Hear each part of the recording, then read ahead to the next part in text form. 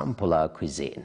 It is such a blessing to be a Kenyan. Anyway, right now we want to talk matters taxation. Business industry leaders have maintained that the existing business environment is choking budding entrepreneurs.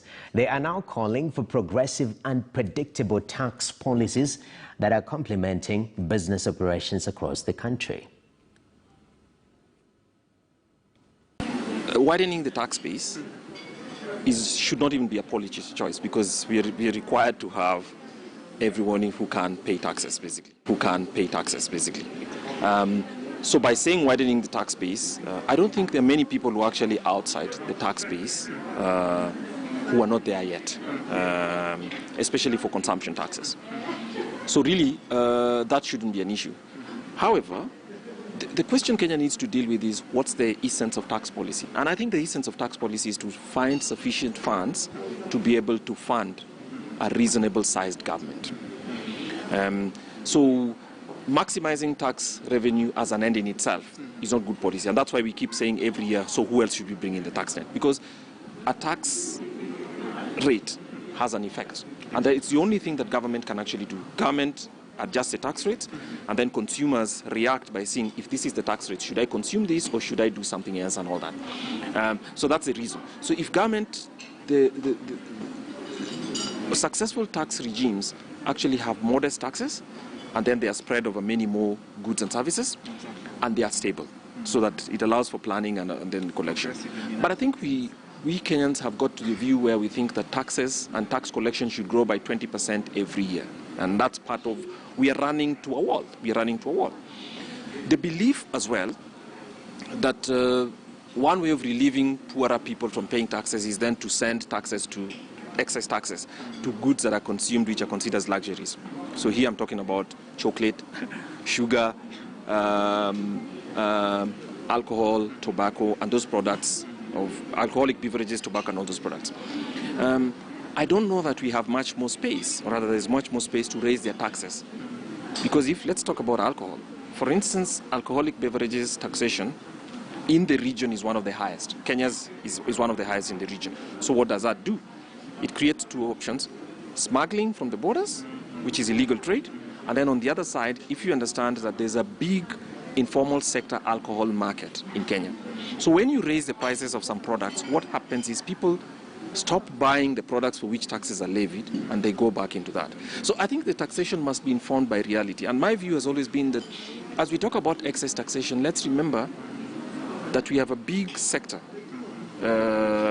which otherwise is called informal or unrecorded sector, whose growth is sometimes determined by the fact that government tax policies and regulation make it difficult for small businesses, or even sometimes medium-sized businesses, to operate entirely within the rules that have been established. And taxation is a form of regulation as well. So what should we do? Our view at the Institute of Economic Affairs is that actually Kenya is reaching the limits of how much you can tax an economy of this size. And one of the things we need to do is consider reducing the levels of taxes. So for instance, there's nothing that says that VAT has to be 16%. So you could reduce it down to 12 and then widen it across many more goods and services. Because as the Kenya Association of Manufacturers told us today, there are a lot of goods that are actually not final goods. They're used as inputs into others. And a system that's very wide, even if it's recoverable, just creates distortions along the value chain.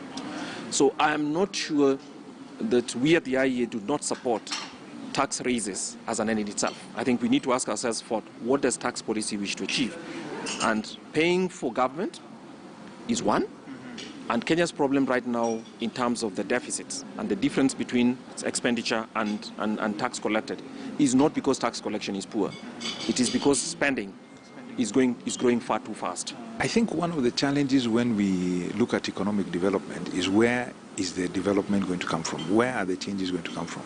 Even investment. And our belief strongly is that it is the private sector that drives development. They're the ones who are going to create jobs, they're the ones who are going to create innovation, and they're the ones who will grow productivity. So it is important that money is left in the pockets of the private sector. And when we say private sector, it's not just large corporates and so on. We're also talking about consumers, because consumers then have a choice on what they are going to spend on. See, when you are taxed, what is basically happening is the government takes money from your pocket and says that they know how to spend it. and they are going to spend it on some things. Yes, it's important that they spend on things like security, perhaps healthcare, even education. Those are things that they need to spend on. Yeah, even roads, yeah, and there's some level of infrastructure, etc. Yeah, well, you see, then you start paying loans. What are the loans for? Where did that money go for? But we also know, I think fundamentally, and I think it's one of the challenges that we'll have in Africa, maybe in Kenya in particular, is that if we look at our government, it is not very efficient at spending money. Every year we have losses from the Auditor General report. We have waste, a lot of waste. We see many examples of that. We don't need to repeat them. So we have to ask ourselves, why are we giving the same people more money, which we know is not going to be spent as efficiently?